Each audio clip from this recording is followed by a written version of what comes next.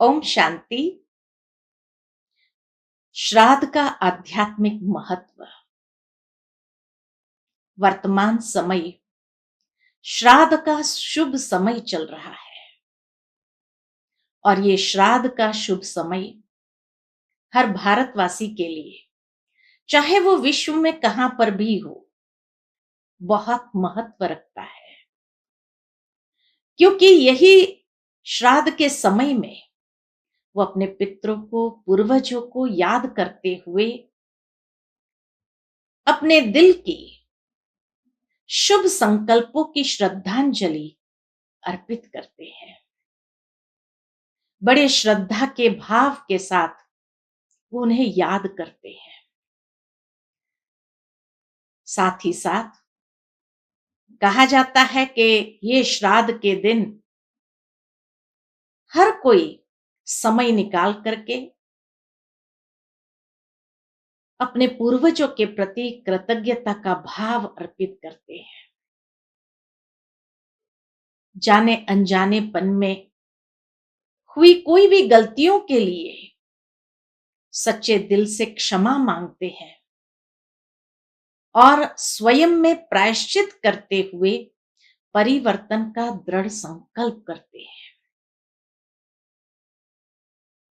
अपने पूर्वजों के गुण और कर्तव्य को याद करते हुए उनसे हमेशा प्रेरणा प्राप्त करते हैं आगे के जीवन के लिए भी। और कहा जाता है कि जब इतनी श्रद्धा के साथ शुभ संकल्पों की श्रद्धांजलि अर्पित करते हैं तो अवश्य उनके आशीर्वाद को भी अनुभव कर सकते हैं। श्राद्ध के ये 16 दिन बहुत शुभ माने गए हैं। क्यों शुभ कहा गया है? क्योंकि गणेश चतुर्थी के बाद और नवरात्र से पूर्व पूर्णमासी से अमावस्या तक के ये जो 16 दिन है वो विशेष बताए गए हैं। शास्त्रों के अंदर एक पौराणिक कथा याद आती है। कहा जाता है कि महावीर दानवीर कर्ण जब शरीर त्याग कर स्वर्ग लोक जाता है तो वहां जब भी भोजन पर बैठता है तो उसकी भोजन की थाली में सोना, हीरा, रत्न परोसे जाते थे। जब दूसरी ओर देखते थे तो सबकी थाली में 56 प्रकार के भोजन होते थे। वो कुछ खा नहीं पाए। तब कहा जाता है कि वो इंद्र देवता के पास जाते हैं और पूछते हैं कि मेरी थाली में ये चीजें क्यों रखी जाती है? दूसरों को तो सभी को व्यवस्थित भोजन प्राप्त होता है। तब कहा जाता है कि इंद्र राजा ने कहा कि तुमने कभी अपने पितरों को याद नहीं किया, अपने पूर्वजों की सेवा नहीं किया और हमेशा जो भी दान किया, स्वर्ण दान किया या हीरे रत्नों का ही दान किया, तो जो तुमने दान किया वही तो तुम्हें प्राप्त होगा। तब कर्ण को एहसास हुआ और उसने कहा कि मुझे तो अपने पूर्वजों के विषय में कोई ज्ञान ही नहीं था, तो मैं कैसे उनकी सेवा करता। तब कहा जाता है कि ये 16 दिन उनको दिए जाते हैं। कहा तुम जाओ पृथ्वी पर और ये 16 दिन तुम अपने पूर्वजों की सेवा करो, श्रद्धा से उनके प्रति या उनके निमित्त दान करो और उनके आशीर्वाद को प्राप्त करो। तब तुम्हें भी उनके आशीर्वाद स्वरूप, फल स्वरूप भोजन आदि प्राप्त होगा। और वो 16 दिन कर्ण नीचे आता है पृथ्वी लोक पर और अपने पूर्वजों की बड़ी श्रद्धा के साथ सेवा करता है, उनके निमित्त दान करता है, ब्राह्मणों को भोजन खिलाता है, तर्पण करता है। और इस विधि के माध्यम से 16 दिन के बाद जब वो जाता है वापस स्वर्ग लोक में, तब उन्हें 56 प्रकार के भोजन मिलते हैं। इस कथा के विषय में जब मैं सोच रही थी, तो मुझे ये महसूस हुआ कि इंसान को वही प्राप्त होता है जो उसने जीवन पर्यंत किया है। कर्ण को वही मिला जो उसने जीवन पर्यंत किया। यानी श्राद्ध एक निमित्त है श्रेष्ठ कर्म करने का। हमें मालूम ना हो तो कम से कम हम अपने माता पिता के संस्कारों के माध्यम से या उनके गुण और कर्तव्य को याद करते हुए उसमें से प्रेरणा प्राप्त करें। उनको क्या पहुंचता है? हाँ, हमारे शुभ वाइब्रेशंस जरूर पहुंचते हैं, क्योंकि फिर भी आत्मा का एक सूक्ष्म कनेक्शन जरूर है। और ये सूक्ष्म कनेक्शन होने के कारण हम जो श्रद्धा से शुभ संकल्प करते हैं, ये वाइब्रेशंस उस आत्मा को जरूर पहुंचते हैं। लेकिन आशीर्वाद या श्राप वो पितृ नहीं देते हैं। मेरे कर्म ही मुझे आशीर्वाद रूप में फल की प्राप्ति कराती है। कर्ण ने हमेशा सुवर्ण दान किया था, इसलिए उसको भोजन में भी सुवर्ण ही मिले। जब उसने पूर्वजों के निमित्त भले भोजन दान किया या शुद्ध भावना के साथ जो सेवा किया अपने पूर्वजों को याद करते हुए, तो नेचुरल है कि जब वो स्वर्ग लोक वापस गए तो उसे वही प्राप्त हुआ। भावार्थ यही कि हमें ये सदा स्मरण रहना चाहिए कि मनुष्य जीवन पर्यंत जो कर्म करेंगे वही उसके लिए आशीर्वाद बनता है। उनके श्रेष्ठ कर्म उसको हर कार्य में सफलता दिलाएंगी और उसके निकृष्ट कर्म जरूर उसके लिए सजा भी बन जाएगी। बाकी जो कई बार कई लोग कहते हैं कि फलाने व्यक्ति के जीवन में पितृदोष आ गया, इसलिए वो कोई भी कार्य करने जाता है सफलता नहीं मिलती है। पितृदोष का मतलब ही है कि भाई पितृ रुष्ट है, हमारे माता पिता हमारे पूर्वज हमसे रुष्ट है, क्योंकि कहीं ना कहीं हमने गलत कर्म किए हैं, तो वो रूठे हुए हैं, इसलिए वो हमें आशीर्वाद नहीं दे रहे हैं। वास्तव में जीवन पर्यंत भी जब माता पिता रुष्ट नहीं होते हैं, हमेशा बच्चों के प्रति आशीर्वाद ही बरसाते हैं, तो शरीर छोड़ने के बाद वो रुष्ट क्यों होंगे?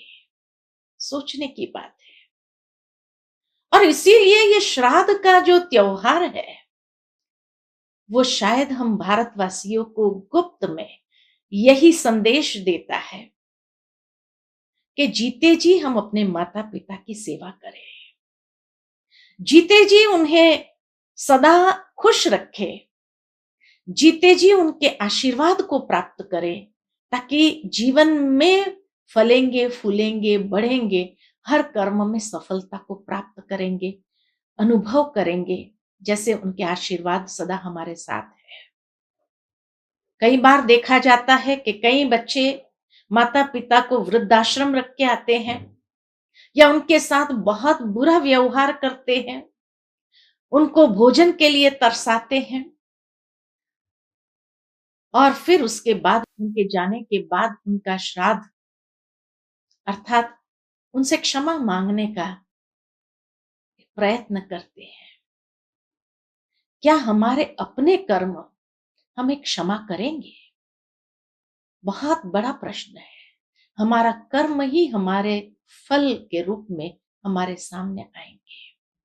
इसीलिए ये श्राद्ध हर समय हमें ये शिक्षा देते हैं, ये अटेंशन खिंचवाते हैं कि जीवन पर्यंत हमेशा शुभ कर्म करें, अपने माता पिता की अच्छी सेवा करें और उन्हें संतुष्ट करें, उन्हें तृप्त करें, जो हमें बाद में उनके निमित्त तर्पण करने की आवश्यकता न हो।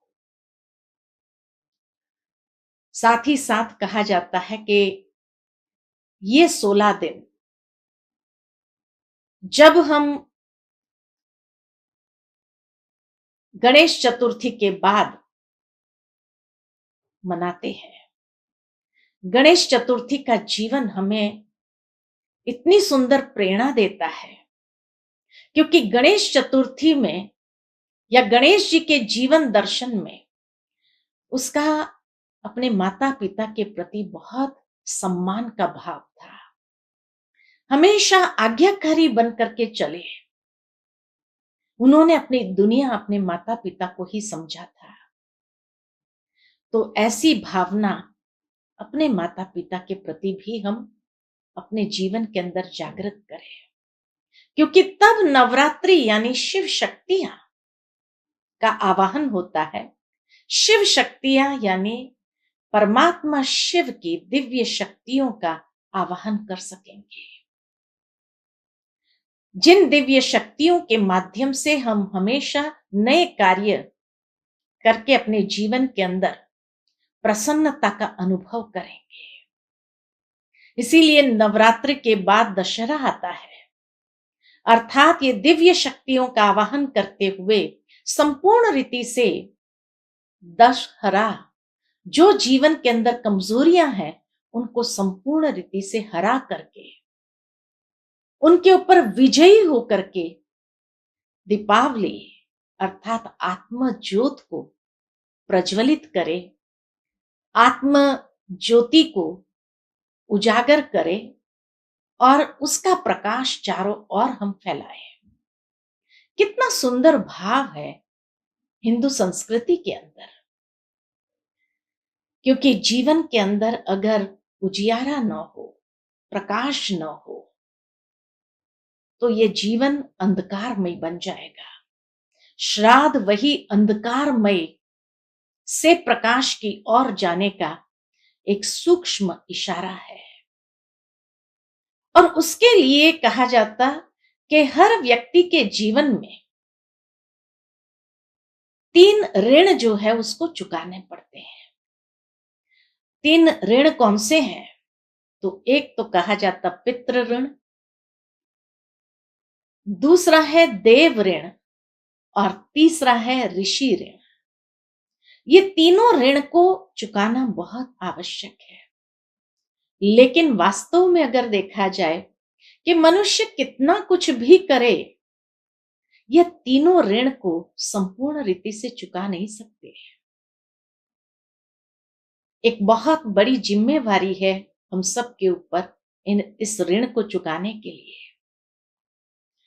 पितृ ऋण अर्थात माता पिता या अपने पूर्वज जिसके कारण हम अस्तित्व में है या हमारा अस्तित्व इस संसार के अंदर है, तो उन माता पिता के प्रति या उन पूर्वजों के प्रति हमारे एक ऋण है जो हमें चुकाना है, और वो सेवा भाव से ही चुका सकते हैं। कितनी भी सेवा करे तो भी कम ही होगी, क्योंकि वह हमारे लिए साक्षात हमारे ब्रह्मा है। ब्रह्मा कहा जाता है रचयिता को, ये सृष्टि के रचता ब्रह्मा द्वारा, ब्रह्मा ने अपने संकल्पों से सृष्टि का निर्माण किया। भावार्थ यही कि हमारी अपनी दुनिया का निर्माण हमारे इस लौकिक ब्रह्मा से ही होता है, हमारे पितृ से ही होता है। इसीलिए पितृ ऋण चुकाना माना ब्रह्मा के प्रति भी हमारा ऋण चुकाना बराबर है, और वो सेवा भाव से ही चुका सकते हैं। दूसरा ऋण जो है देव ऋण।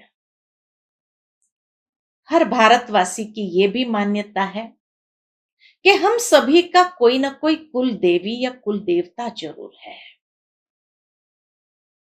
जिसकी हम पूजा करते हैं, जिसके प्रति हम अपनी श्रद्धा अर्पण करते हैं। वो कुल देवी या कुल देवता या जिसको कहा जाए देव ऋण, वह भी हम पर है।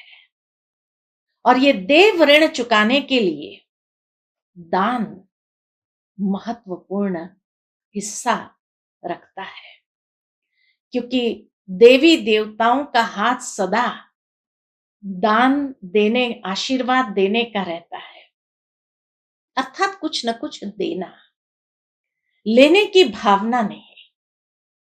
तो देव ऋण को चुकाने के लिए दान करना आवश्यक है, क्योंकि दान से ही हमारे कुल देवी या कुल देवता प्रसन्न रहते हैं। और देवी देवताओं का आराध्य विष्णु को माना गया है, जो हमारी परवरिश करता है। इसलिए कहा जाता है ब्रह्मा द्वारा सृजन होता है तो विष्णु द्वारा परवरिश होती है, पालना होती है। हमें भी अपने जीवन में उस देवों की पालना का अनुभव करना है। तो नेचुरल है कि दान करते हुए उनको प्रसन्न करना बहुत आवश्यक है। तभी देवों की कृपा, देवों के आशीर्वाद हमारे ऊपर बने रहते हैं।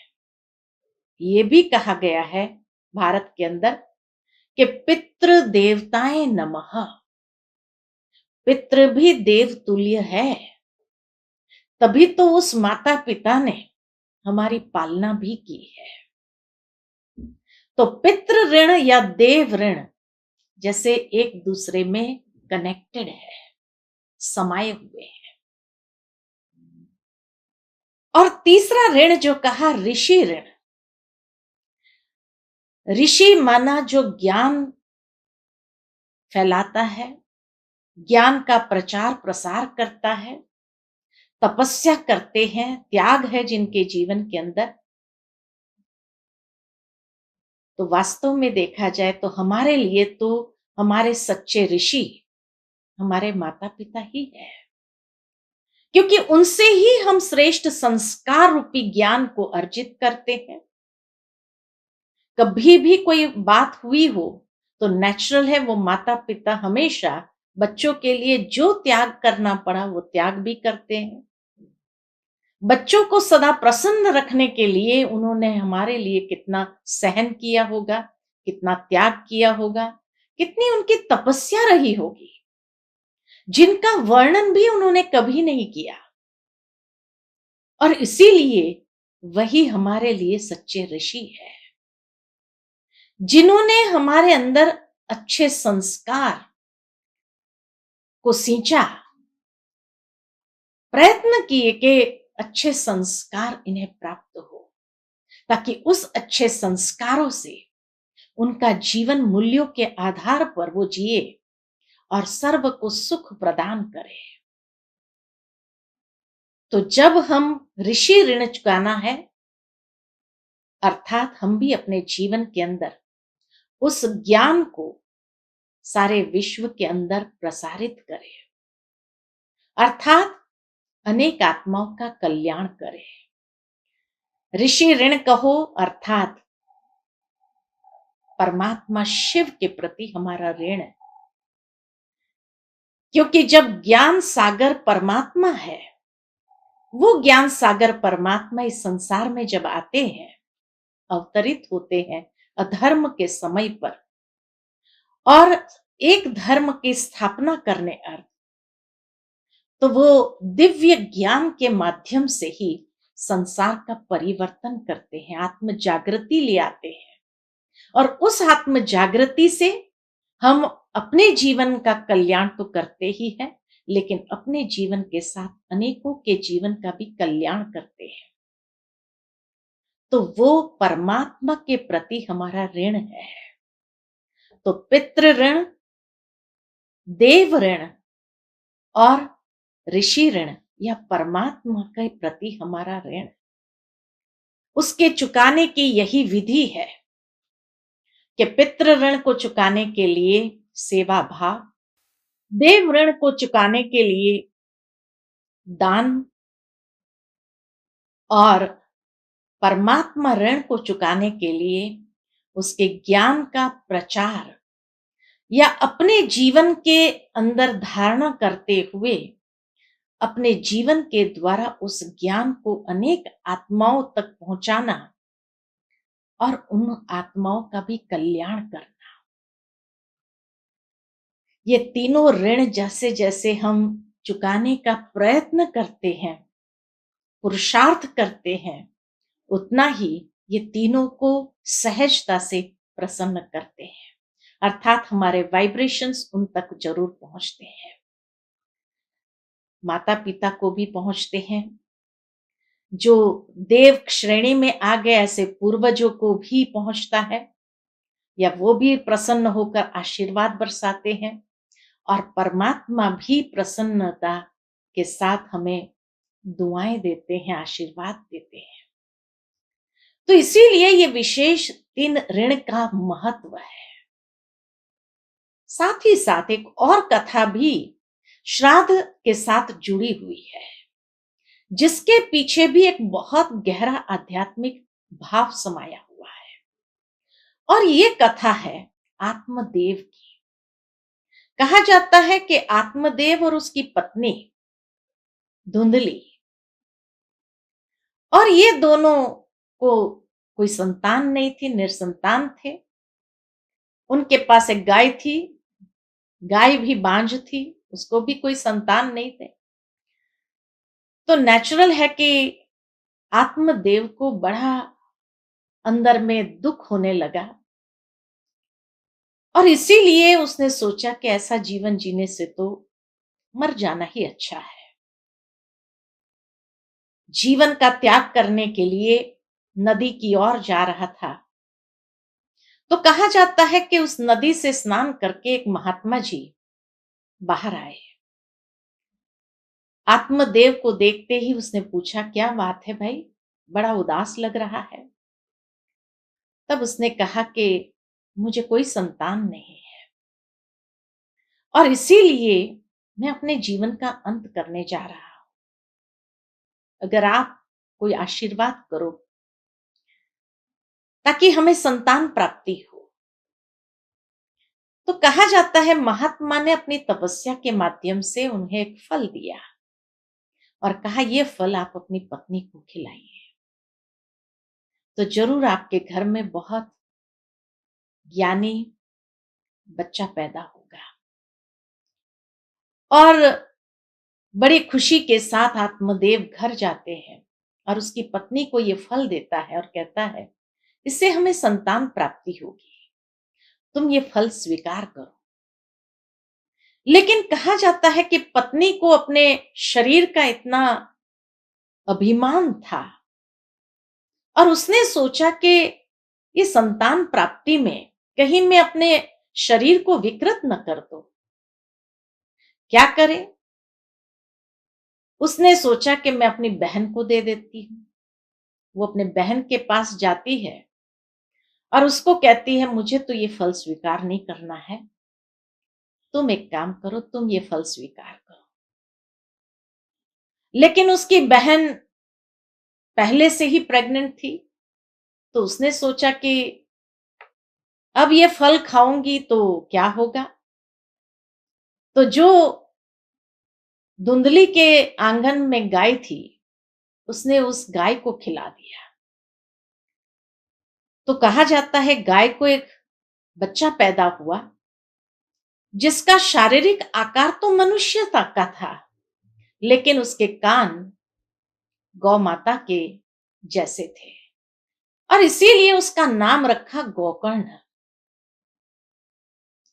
और यहां उसकी बहन को भी एक बच्चा हुआ, जो बच्चा उसने अपनी बहन धुंधली को दे दिया, और ये बच्चा बड़ा उद्धत था। अनेक बुरी आदतें उसके जीवन में थी। चोरियां करने लगा, दूसरों को कष्ट देने लगा। ये बात देखते ही आत्मदेव बड़े दुखी मन से घर त्याग करके चला जाता है। और कहा जाता है कि त्याग करके गया, आध्यात्मिक उन्नति अर्थ तपस्या करने के लिए, और वहीं वो प्राण त्याग देता है। कुछ समय के अंदर यहां धुंधली भी अपने शरीर को त्याग कर देती है, और धुंधकारी जो बेटा उसको मिला था वो स्वतंत्र हो गया, आजाद हो गया, बहुत बुरे कर्म करने लगे। एक दिन उसने राजा के घर में चोरी की और वो चोरी करके 5 वेश्याओं के पास गया। और वो 5 वेश्याओं ने जब समझा कि या ये तो राजा के महल से चोरी करके आया है, कल को उसकी जांच पड़ताल होगी, वो भी पकड़ा जाएगा, उसके साथ साथ हम भी पकड़े जाएंगे और हमें भी सजा प्राप्त होगी। तो उन्होंने धुंधकारी को खत्म कर दिया, मार दिया। बुरे कर्म करने के कारण अधोगति को प्राप्त होता है। कहा जाता वो प्रेत योनि में जाता है। और यहाँ गोकर्ण जो था, वो गोकर्ण बहुत आध्यात्मिक विचारों वाला, हमेशा सत्संग करने वाला और इस तरह से अपने जीवन के अंदर हमेशा परमात्मा ध्यान में लगा रहे। तब कहा जाता धुंधकारी एक दिन उसके स्वप्न में आकर के उसको कहता है कि भाई मेरी अच्छी गति हो, ऐसा कुछ करो। तब वो उसके निमित्त श्राद्ध करता है और श्राद्ध करने में श्रीमद् भगवत गीता का पाठ करता है। 7 दिन तक ये श्रीमद् भगवत गीता का पाठ चलता है और धुंधकारी को यह अवसर मिलता है कि वो बड़े ध्यान से उस पाठ को सुनता है, उस ज्ञान को सुनता है। और ज्ञान से गति, कहा जाता है कि कितना भी इंसान बुरा हो लेकिन ज्ञान से ही गति होती है। तो उसकी श्रेष्ठ गति होती है, स्वर्ग लोक से एक विमान आता है जो उसको ले जाता है। अब ये एक पौराणिक कथा जो है उसके पीछे बहुत गहरा आध्यात्मिक रहस्य है। आत्मदेव यानी हर इंसान एक आत्मा है। श्रीमद् भगवत गीता के दूसरे अध्याय के हिसाब से आत्मा अजर अमर अविनाशी है और हर आत्मा अनेक जन्म पुनर्जन्म के चक्र में आती है। और उसकी पत्नी धुंधली यानी ये शरीर, क्योंकि आत्मा का साथ शरीर के साथ ही होता है, तो आत्मा की सबसे पहली साथी ये शरीर है। तो इसीलिए जब आत्मा अपनी विस्मृति में आ जाती है और धुंधली का अधिकार जम जाता है इस जीवन के ऊपर, तो वो देह अभिमान के वश हो जाती है। आज प्रैक्टिकली अगर दुनिया में देखा जाए तो किसी को भी आत्मस्मृति नहीं है। हर इंसान इतना देह अहंकार में जी रहा है और उसमें भी कई लोगों को अपने शरीर को सुडौल रखने के लिए या शरीर कहीं विकृत न हो जाए उसके प्रति कितना ध्यान रखा जाता है। हेल्थ कॉन्शियस भी हो गए, लेकिन हेल्थ कॉन्शियस के साथ साथ बॉडी कॉन्शियसनेस बहुत ज्यादा आ गया और उस बॉडी कॉन्शियसनेस के कारण उसको फल मिलता है कि ये फल को स्वीकार करो। फल कौन सा है? ज्ञान प्राप्त होता है।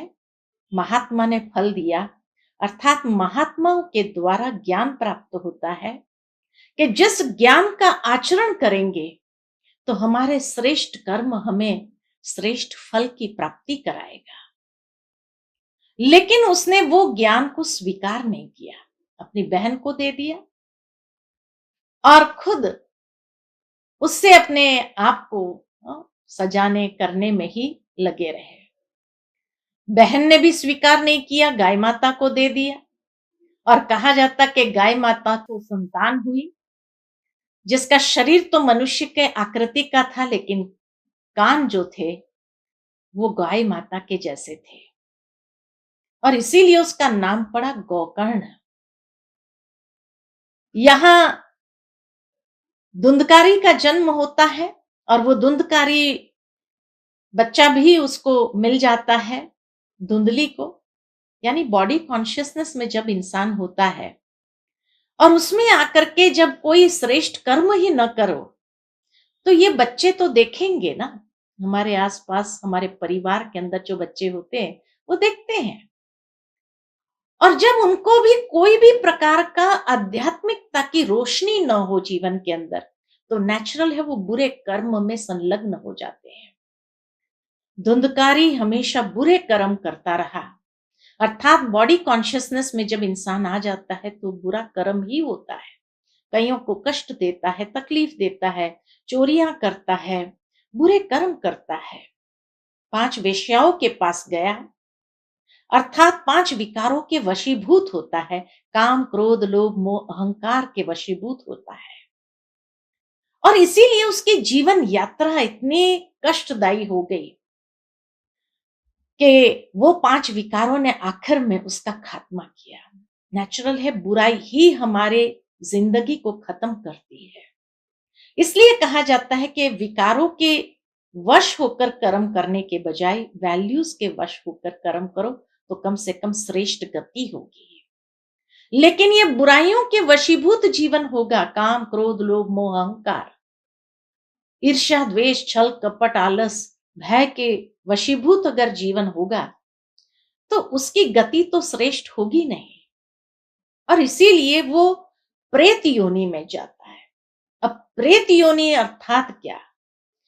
प्रेत योनि अर्थात तामसिक योनि, अर्थात मनुष्य जब इस शरीर को छोड़ करके उसका पुनर्जन्म होता है, तो और तामसिक स्थिति में उसका जन्म होता है, जहां कष्ट और पीड़ा के सिवाय उसको कुछ प्राप्त नहीं होता है। उसी को प्रेत योनि कहा गया। तो ऐसी तामसिक योनि जब होती है, तो उसके कारण और उसके कर्म बुरे होते हैं, और उस बुरे कर्म में एक दिन तो जरूर ऐसा होता है जब आत्मा को महसूस होता है, तंग हो जाते हैं अपने ही बुरे कर्म से, उस कुचक्र से निकलना चाहते हैं। तब उसने गोकर्ण, गोकर्ण कौन है? तो कहा जाता है कि परमात्मा शिव का एक नाम गोकर्ण भी है। गोकर्ण शिवजी का या शिवलिंग का यादगार हमें कर्नाटक में मिलेगा। कर्नाटक में एक डिस्ट्रिक्ट है, वहां पर एक मंदिर है, और उस मंदिर में जो शिवलिंग की प्रतिमा है उसको कहा जाता है गोकर्ण। तो परमात्मा शिव या गोकर्णेश्वर आकर के हमें ज्ञान देते हैं।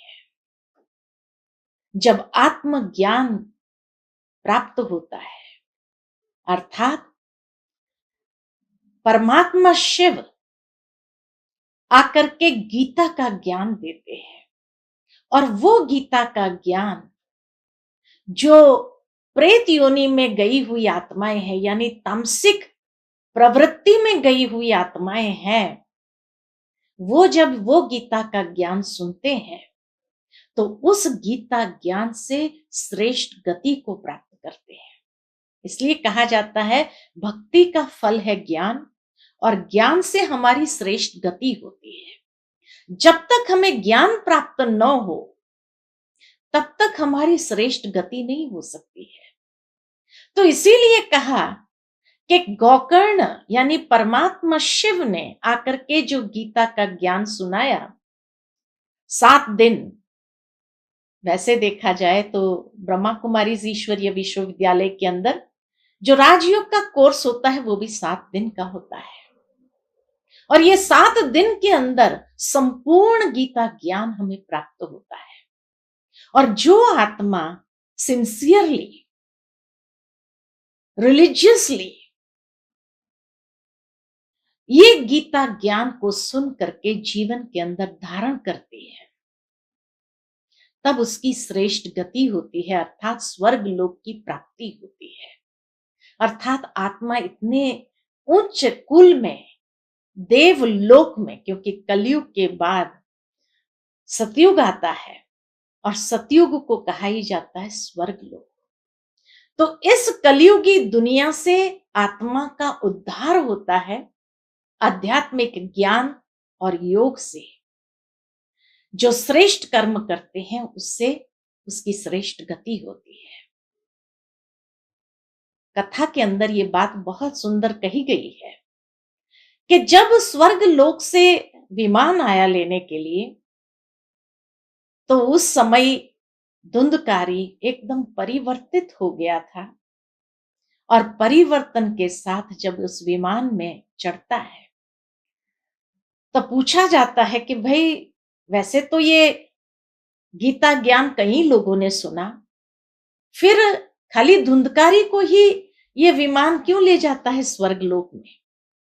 तब कहा जाता कि परमात्मा शिव ने कहा कि उसने इतना सिंसियरली इस ज्ञान को सुना और ग्रहण किया कि ज्ञान कथा समाप्त होने के बाद भी वो बैठ करके इसके ऊपर मनन चिंतन करता था, विचार सागर मंथन करता था। यानी पूरा समय वो उस ज्ञान के रमण में नित्य रहता था। और इस तरह से उसने अपने आत्मा का शुद्धिकरण किया था कि जिस शुद्धिकरण के कारण ही वो स्वर्ग लोक के अधिकारी बने। इस कथा से भी हमें एक बहुत सुंदर मैसेज मिलता है कि जीवन के अंदर चलो अज्ञानता के कारण विकारों के वशीभूत होकर के हमने बुरे कर्म किए, लेकिन कोई बात नहीं। कलयुग को अनेक रूप से श्राप तो है ही है, लेकिन एक वरदान भी है। और कलयुग को सबसे बड़ा वरदान यही है कि इसी युग के अंतिम समय में परमात्मा का भी दिव्य अवतरण यहां होता है। और ये दिव्य अवतरण से परमात्मा वो गीता ज्ञान सुनाते हैं जिससे महान से महान पाप आत्माओं का भी उद्धार होता है। यही वरदान है। इसीलिए चलो अज्ञानता के कारण जिसने जैसे भी कर्म किए हो, कोई बात नहीं, लेकिन परमात्मा क्षमा का सागर भी है। और इसीलिए परमात्मा शिव आकर के हम सभी को वो गीता ज्ञान देते हैं जिस गीता ज्ञान से हम श्रेष्ठ गति यानी स्वर्ग लोक में, देवलोक में प्रवेश प्राप्त कर सकते हैं। ये अधिकार हमें प्राप्त होता है।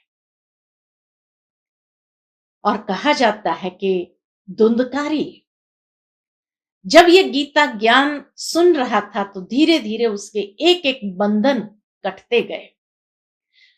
मनुष्य जीवन में कितने बंधन गाए जाते हैं। तो कहा जाता है जब पूजा करते हैं 7 गांठों वाला एक रस्सी लेते हैं, और जैसे जैसे एक एक गांठ उसकी खुलती जाती है तो कहते उस बंधन से वो मुक्त हो गया। तो मनुष्य जीवन में भी 7 गांठें हैं, अर्थात 7 बंधन है। और 7 बंधनों से मुक्त होना जिससे ही श्रेष्ठ गति को हम प्राप्त कर सकते हैं। तो सबसे पहला बंधन है तन का बंधन। तन का बंधन अर्थात आज मनुष्य जीवन के अंदर जब व्यक्ति देह अहंकार के वश जीता है, हर कर्म करता है, तो ये देह अहंकार के फल स्वरूप या कमजोरियों के कारण जो फल की प्राप्ति होती है कि जीवन के अंदर अनेक प्रकार के कर्म भोगनाएं शरीर के द्वारा भोगनी पड़ती है, बीमारियों के रूप में, कष्टों के रूप में। और इसीलिए ये जहां तन रोगी हो गया है, अनेक प्रकार की बीमारियों से ग्रस्त है, तो तब व्यक्ति तन से भी छूटना चाहता है। इसी प्रकार दूसरा बंधन है मन का बंधन, कि मन के अंदर अनेक प्रकार के बुरे विचार हैं, डिप्रेशन से ग्रसित है, आज टेंशन से ग्रसित है। तो आज मन भी हर प्रकार से बंधन का अनुभव करने लगा है। और इसीलिए बुरी आदतों के वश, मन के अंदर बुरे संकल्प या बुरे संस्कार के वशीभूत होकर के वो संकल्प उत्पन्न होते हैं, या अनेक प्रकार के बुरे विचार मन के अंदर आते हैं, तो ये भी कितना कष्ट का अनुभव कराता है। इसी प्रकार तीसरा बंधन है धन का बंधन। आज जो धन का सदुपयोग नहीं कर पाते हैं और बुरे रास्ते पर उनका धन जा रहा है, बुरी आदतों के पीछे धन जा रहा है, ये भी नेचुरली बंधन तो क्रिएट कर रहा है। और इसीलिए धन है तो भी परेशान, नहीं है तो भी बहुत परेशान। चौथा बंधन है जन का बंधन, अर्थात मित्र संबंधियों का बंधन। कई बार मित्र संबंधियों से अनेक प्रकार के कष्ट अनुभव होते हैं। कोई की क्या अपेक्षा रहती है, कोई की क्या अपेक्षाएं रहती है, और उन अपेक्षाओं को पूरा करने में कहीं ना कहीं मनुष्य खुद भी परेशान हो जाता है। तो जन का बंधन। पांचवा प्रकार का बंधन है प्रकृति का बंधन। आज ये 5 तत्व जो है वो भी कितने दुखदाई बन गए हैं। कहीं देखो तो सुनामी आ रही है, कहीं देखो तो चक्रवात आ रहा है, तो प्रकृति भी दुख देने वाली बन गई है। ये पांचवा बंधन। छठा बंधन है कर्म का बंधन, कि मनुष्य के अनेक ऐसे पूर्व कर्म भी संचित रूप में है जिस कर्मों का फल उसको मिलता है, और वर्तमान में भी इतना बुरे कर्म कर रहा है क्योंकि उसको कोई रोशनी ही नहीं है, कर्मों का ज्ञान ही नहीं है कि हमें कैसा कर्म करना चाहिए ताकि हम अपने जीवन के अंदर सदगति का अनुभव करें, श्रेष्ठ गति प्राप्त कर सके। तो ये भी एक बंधन बनता जा रहा है। और सातवां बंधन है धर्म का बंधन। धर्म का बंधन अर्थात कि आज धर्म भी कौन सा फॉलो करें, कौन से धर्म का पथ हम चुने, कौन सी धर्म की बात, इस धर्म में ये कहा गया, इस धर्म में ये कहा गया है, कौन सा सही है, कौन सा गलत है, कहीं अंधविश्वास में तो नहीं जा रहे हैं। तो अनेक प्रकार की कंफ्यूजन है। तो ये सातों बंधन से मुक्त होना है। तन के बंधन, रोग पीड़ा कष्ट से स्वयं को मुक्त करने के लिए इतना अंदर में खुशी उमंग उत्साह जीवन के अंदर धारण करना है। मन के बंधनों से मुक्त होने के लिए इतना आध्यात्मिक ज्ञान का चिंतन हो। धन के बंधनों से मुक्त होने के लिए बुरी आदतों से, बुरे रास्ते पर जहां धन जा रहा है, तो हम अपने जीवन के अंदर सही दिशा को पकड़े और अपने धन का सदुपयोग करें। साथ ही साथ जो कहा गया है कि जन का बंधन, अनेक मित्र संबंधी आज जिस तरह से अनेक अपेक्षाएं रखते हुए हमारे सामने आते हैं, और उन अपेक्षाओं को कभी तो पूरा कर सकते हैं, कभी नहीं कर सकते हैं, तो भी दुख होता है, कष्ट पीड़ा होती है। प्रकृति के बंधन से मुक्त होने के लिए प्रकृति को भी इतने शुभ सकाश देने की आवश्यकता है, अच्छे वाइब्रेशंस देने की आवश्यकता है। कर्मों के बंधन से मुक्त होने के लिए श्रेष्ठ कर्म का आचरण करना जरूरी है, और जितना आध्यात्मिकता का प्रकाश हम अपने जीवन में फैलाएंगे उतने हमारे कर्म श्रेष्ठ होते जाएंगे। और सातवां बंधन जो धर्म का बंधन, तो वास्तव में परमात्मा ज्ञान सागर आकर के हमें जीवन की श्रेष्ठ धारणा, धर्म यानी धारणा, हमारे जीवन के अंदर जो श्रेष्ठ आचरण करना सिखाते हैं, श्रेष्ठ धारणाएं बताते हैं, उन धारणाओं के आधार पर जीवन जीना, तब हम ये सातों बंधनों से स्वयं को मुक्त करके आत्मा एक बहुत ऊंची गति को प्राप्त करती है, या देव लोक को प्राप्त करती है, उस स्वर्ग लोक को प्राप्त करते हैं। तो इसीलिए कहा स्वयं को ये सातों बंधनों से मुक्त करना आवश्यक है। और साथ ही साथ जो विशेष श्राद्ध के समय में तर्पण किया जाता है, अर्पण किया जाता है, ब्रह्मा भोजन खिलाया जाता है और दान किया जाता है, इसका भी विशेष महत्व है। तर्पण शब्द तृप्ति से निकला है, तृप्त, तृप्त यानी कि जहां आत्मा को सेल्फ सेटिस्फैक्शन हो, या जिसके प्रति हम अपने शुद्ध संकल्प करते हैं उन आत्माओं को भी हम सेटिस्फैक्शन देते हैं, तृप्ति प्रदान करते हैं। भावार्थ यही है कि उस तर्पण के अंदर हमेशा सूर्य के सामने होकर के, नदी के अंदर हम जल हाथ में लेकर के, तर्पण का जो है वो हाथ में लेकर के, काले तिल होते हैं। तिल का मतलब है जो सूक्ष्म होते हैं। आज काले तिल का विशेष महत्व होता है तर्पण में। और काले तिल, तिल यानी आत्मा का सूक्ष्म स्वरूप, जो आज तमो प्रधानता के वश हो गई है, और इसीलिए जो उसके अंदर माधुर्य होना चाहिए वो समाप्त हो गया है। लेकिन काले तिल के अंदर कहा जाता है एक तो शक्ति होती है। काले तिल जब कोई खाता है तो उसको शक्ति की अनुभूति होती है, शक्ति प्राप्त होती है, माधुर्य होता है, बहुत मीठे महसूस होते हैं, मीठा लगता है, और तेलीय होते हैं। अब ये तीनों का भावार्थ है, अर्थात कि जब हम काले तिल को अर्पण करते हैं, अर्थात अपनी तामसिकता, अपनी तमो प्रधानता को हम समाप्त कर देते हैं, उसका संकल्प लेते हैं। जब भी कोई जल हाथ में लेता है तो जल हाथ में लेना माना एक प्रॉमिस करना, एक प्रतिज्ञा करना। तो हम अपने पूर्वजों के सामने ये प्रॉमिस करते हैं, प्रतिज्ञा करते हैं कि आज के बाद हम काले तिल की तरह जो अपने अंदर की तमो प्रधानता है उसको समाप्त करेंगे और अपने संबंधों में माधुर्य ले आएंगे, मिठास ले आएंगे, शक्तिशाली संबंध बनाएंगे, और तेलिए माना स्नेहपूर्ण अपने संबंध सबके साथ रखेंगे।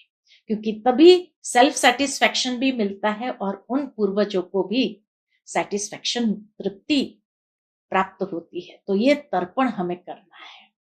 साथ ही साथ उसमें कुछ घास होता है और दुरोह होते हैं, अर्थात फ्लेक्सिबिलिटी, निर्माणता जीवन के अंदर व्यवहार में बहुत आवश्यक है। दूसरा अर्पण करते हैं, और अर्पण क्या करते हैं तो कहा जाता है कि जो हमारे पूर्वजों को या हमारे माता पिता को जो चीज पसंद थी वो खास भोजन तैयार करवाते हैं और वो अर्पण करते हैं। किसको अर्पण करते हैं तो कहा जाता है कि कौवा, कुत्ता और गाय को अर्पण करते हैं। अब कौवा प्रतीक है कि जो काकभूषणी कहा गया है, जिसने सीता जी की रक्षा की जब रावण उठाकर ले जाता था, तो वही एक काकभूषणी जो है वो हमारी रक्षा करेंगे, अर्थात हमें कोई भी प्रकार के बुरी छाया से हमें बचाएगा। इसीलिए काकभूषणी के प्रतीक रूप में कौवे को अर्पित किया जाता है, और सोचते हैं कौवा उसको स्वीकार करे तो समझते हैं कि हाँ, हमारे पूर्वजों ने भी स्वीकार किया। और अगर कौवा ने स्वीकार नहीं किया तो समझते पूर्वज हमसे अभी भी रुष्ट है। वास्तव में जैसे प्रारंभ में ही मैंने कहा, पूर्वज कभी रुष्ट नहीं होते हैं। और कौवे को खिलाना, इसका भाव यही है कि ये समय ऐसा है कि जब बारिश के दिन होते हैं तो खाने पीने के लिए कौवों को कुछ नहीं होता है, तो उस बहाने से उनको अर्पण करते हैं भोजन। दूसरा, कुत्ते को खिलाते हैं। कहा जाता है कि पांडवों के साथ कुत्ता गया था स्वर्ग में। कुत्ता प्रतीक है वफादारी का, अर्थात हम अपने पूर्वजों को भी ये आश्वासन देते हैं कि हम हमेशा आपके प्रति वो वफादारी रखेंगे, हम अपने कर्म के प्रति वफादार होंगे, अपने जो धर्म है उसके प्रति वफादार रहेंगे, अपने हर आचरण को हम वफादारी से निभाएंगे, हर संबंध को उस वफादारी से निभाने की प्रतिज्ञा करते हैं। और तीसरा, गाय को खिलाते हैं। गाय कहा जाता है कि गाय के अंदर 33 कोटि देवताएं वास करते हैं, अर्थात गाय को खिलाना माना जैसे हम सारे देवताओं को खिला देते हैं, तो ये अर्पण किया जाता है। तीसरा है ब्रह्मा भोजन। ब्रह्मा भोजन उसको कहा जाता है जो परमात्मा की याद में भोजन बनाया गया हो और परमात्मा की याद में उसको परोसा गया हो, और जो स्वीकार करने वाले हैं वो भी ब्राह्मण, और ब्राह्मण भी द्विज, अर्थात जिसका दूसरा जन्म, एक अलौकिक जन्म हुआ है, ऐसे ब्राह्मणों को जब उसको स्वीकार कराते हैं तो वो परमात्मा की याद में उस भोजन को स्वीकार करके तृप्ति का अनुभव करते, अर्थात आशीर्वाद देते हैं। और चौथा, दान करना। और जब दान करते हैं तो नेचुरल है, कहते हैं जो दान करते हैं, जिस चीज की आवश्यकता हमारे पूर्वजों को होती है उसका दान करें। वास्तव में पूर्वज जो है उन्होंने अपने कर्म से जो श्रेष्ठ गति को प्राप्त की है, अच्छे कर्म किए थे उन्होंने, तो श्रेष्ठ गति को ही प्राप्त किया था। लेकिन फिर भी हम यहाँ जो कुछ भी दान करते हैं, कहा जाता है कि उनको वहां पर वो प्राप्त होता है। वास्तव में यही प्राप्त नहीं होता है। जैसे हम दान करते हैं तो पुण्य जो उससे प्राप्त होता है, तो हम संकल्प ये करते हैं कि ये पुण्य उसके खाते में जमा हो, और जब ये संकल्प करके दान करते हैं तो नेचुरल है कि उन आत्माओं के खाते में वो पुण्य जमा होता है, जिस पुण्य के फलस्वरूप उनको जो कोई इच्छा हो, कुछ अनुभव करना हो, प्राप्त करना हो, तो वो उस पुण्य से अवश्य प्राप्त कर सकते हैं। कहीं न कहीं ये पुण्य उनकी रक्षा करते हैं। बुरे वक़्त में जैसे उनके लिए एक सहारा बन जाते हैं। आत्मा तो जहाँ भी है पुनर्जन्म लेकर के गई है, लेकिन वहाँ पर उस आत्मा को जिस चीज़ की आवश्यकता होती है या जिस चीज़ से उसकी रक्षा, तो कहा जाता है पुण्य हमेशा आत्मा को सेफ रखता है, रक्षा करता है। तो इसीलिए ये महत्व है तर्पण, अर्पण, ब्रह्मा भोजन और दान का। तो इसी विधि से ये आध्यात्मिक अर्थ जो आज हम सभी ने सुना, इसी विधि से हम श्राद्ध करें और अपने जीवन के अंदर भी कोई ना कोई दृढ़ संकल्प धारण करें, और इस तरह से अपने जीवन के अंदर श्रद्धा के साथ अपने पूर्वजों को श्रद्धांजलि, शुभ संकल्पों की अर्पित करें। लेकिन उसके साथ साथ अगर जाने अनजाने कोई गलती हो भी गई हो तो सच्चे दिल से प्रायश्चित करें और स्वयं में परिवर्तन करने का दृढ़ संकल्प लें। इन्हीं शब्दों के साथ वाणी को विराम देती हूँ। ओम शांति।